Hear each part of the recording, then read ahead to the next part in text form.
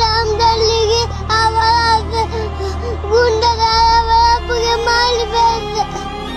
আমার আব্বু হাঁটতে পারবে না।